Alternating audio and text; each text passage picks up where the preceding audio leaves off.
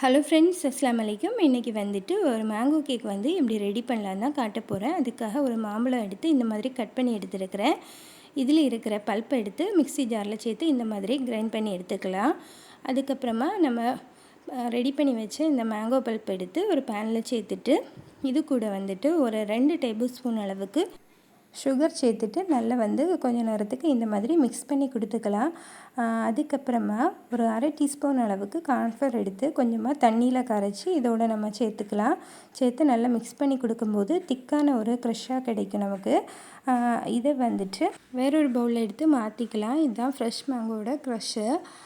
அதுக்கப்புறமா நான் வந்துட்டு வெண்ணிலா ஸ்பாஞ்ச் வந்து ரெடி பண்ணி வச்சுருக்கிறேன். இதை வந்துட்டு 3 லேயராக கட் பண்ணி வச்சுருக்கிறேன். சுகர் சிரப்பில் கொஞ்சமாக மேங்கோ க்ரஷ் சேர்த்து இந்த கேக்கில் வந்து இந்த மாதிரி வெட் பண்ணி எடுத்துக்கிறேன். அதுக்கப்புறமா கேக் போர்டில் கொஞ்சமாக க்ரீம் அப்ளை பண்ணிவிட்டு ஃபஸ்ட் லேயர் கேக் எடுத்து வச்சுட்டேன். அது மேலே வந்துட்டு விப்பிங் க்ரீம் இந்த மாதிரி அப்ளை பண்ணி விட்டுட்டு பேலட் நைஃப் வச்சு நீட்டாக லெவல் பண்ணி எடுத்துக்கலாம். அது மேலே வந்துட்டு நம்ம ரெடி பண்ணி வச்சுருக்கிற மேங்கோ க்ரஷ் எடுத்து ஃபில்லிங்ஸாக சேர்த்துக்கலாம். இதே மாதிரியே செகண்ட் லேயரையும் செய்துட்டு அதுக்கப்புறமா தேர்ட் லேயருக்கும் இதே மாதிரி தான் கொஞ்சமாக க்ரீம் அப்ளை பண்ணிவிட்டு அது மேலே வந்து மீதி இருக்கிற க்ரஷ் எல்லாம் சேர்த்தாச்சு. இந்த கஸ்டமர் வந்துட்டு க்ரீம் வந்து அதிகமாக வைக்க வேண்டாம்னு சொன்னதுனால நான் வந்துட்டு க்ரம் கோட் மட்டும்தான் பண்ணி எடுத்துருக்கிறேன். அவுட்டர் லேயருக்கு க்ரீம் வந்து கொடுக்கல. இப்போ வந்துட்டு நான் இதில் கொஞ்சமாக சாக்லேட் டிசைன் தான் வந்து பண்ணி எடுத்துக்க போகிறேன். அதுக்காக வந்து சாக்லேட்டில் இந்த மாதிரி பட்டர் பேப்பரில் இந்த மாதிரி ஒரு டிசைன் பண்ணி வச்சேன். இதை வந்துட்டு கொஞ்ச நேரம் ஃப்ரிட்ஜில் வச்சுட்டு இந்த கேக்கில் வந்து வைக்கும்போது இது உடஞ்சி வந்துட்டு அதனால் வந்துட்டு இந்த உடஞ்ச பீசஸே எடுத்து இந்த கேக்கை வந்து நான் டெக்கரேட் பண்ணி எடுத்துக்க போகிறேன்.